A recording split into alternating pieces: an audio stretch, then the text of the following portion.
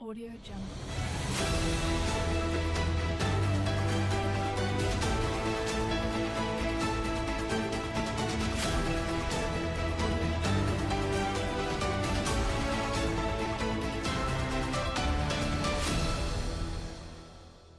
Audio Jungle. Selamat siang pemirsa, jumpa lagi bersama saya Aliza Ramdhani yang kembali hadir untuk menemani Anda semua dan dalam beberapa menit ke depan yang akan memberikan informasi teraktual, faktual, dan juga terpercaya.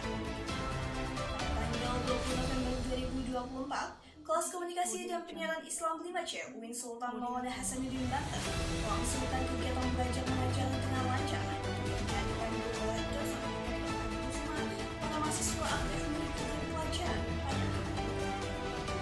Dilanjutkan dengan materi pada kelompok 6 membahas tentang jurnalisme investigasi. Jurnalisme investigasi sering disebut sebagai pilar keempat dalam demokrasi, kemampuan mengawasi kekuasaan dan juga mendorong transparansi. Prosesnya melibatkan kerja keras dan keberanian luar biasa dari jurnalis untuk membawa informasi yang kredibel dan berdampak langsung pada masyarakat. Pemirsa, jurnalisme investigasi adalah bentuk pelaporan mendalam yang berfokus pada mengungkapkan fakta-fakta tersebut.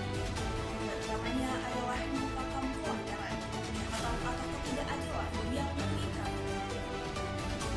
Di Indonesia, praktik ini mulai berkembang sejak era reformasi 1998. Sejak kebebasan pers memberikan ruang lebih besar bagi media untuk meneliti isu-isu sensitif. Media seperti Tempo, Kompas, dan belakangan pula platform digital seperti Twitter, ID, dan juga Watcher membantu. Berita investigasi tidak lahir dalam semalam. Pemirsa, proses produksinya terdiri atas 3 tahap utama. Di antaranya adalah praproduksi, produksi, dan juga pasca produksi. Tahap pertama ialah praproduksi, mulai dengan pemilihan topik yang dipilih harus relevan dengan kebutuhan publik di awal yang cukup. Contohnya investigasi kasus perdagangan manusia memerlukan riset sebagai awal yang melibatkan data dari kepolisian dan wawancara yang dilakukan. Setelah itu jurnalis menyusun rencana kerja, masuk jadwal wawancara, lokasi investigasi, dan juga anggaran yang diperlukan. Pada tahap kedua adalah produksi, yaitu inti dari proses investigasi. Di sini jurnalis mengumpulkan data melalui wawancara mendalam, analisis dokumen, dan riset lapangan. Teknik seperti penyamaran atau penggunaan kamera tersembunyi kadang diperlukan tentunya untuk mendapatkan informasi rahasia. Namun pemirsa, penting bagi jurnalis untuk selalu mengunjungi tinggi. Teknik seperti penyamaran atau penggunaan kamera tersembunyi kadang diperlukan untuk mendapatkan informasi rahasia.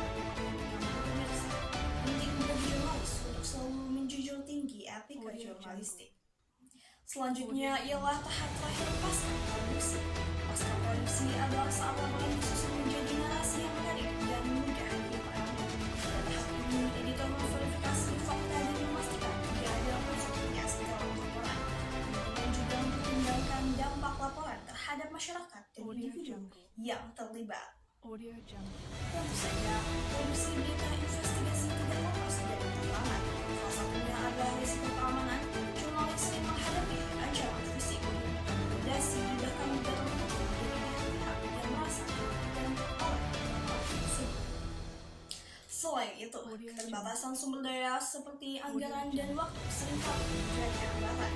Media yang mendukung investigasi harus berinvestasi besar. Kalau laporan investigasi membutuhkan waktu berminggu-minggu, bahkan bulan-bulan untuk diselesaikan.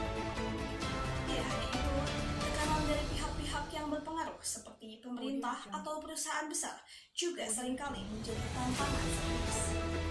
Namun, meskipun banyak hambatan, kemudian dan dedikasi jurnalis investigasi membuat banyak kasus besar berhasil diungkapkan. Lalu, mengapa jurnalisme investigasi begitu penting? Tentunya karena tanpa laporan mendalam, banyak fakta penting mungkin akan terus tersembunyi. Investigasi memberikan suara kepada yang lemah, mengungkap kejahatan dan mendorong perubahan sosial. Misalnya, laporan mengenai eksploitasi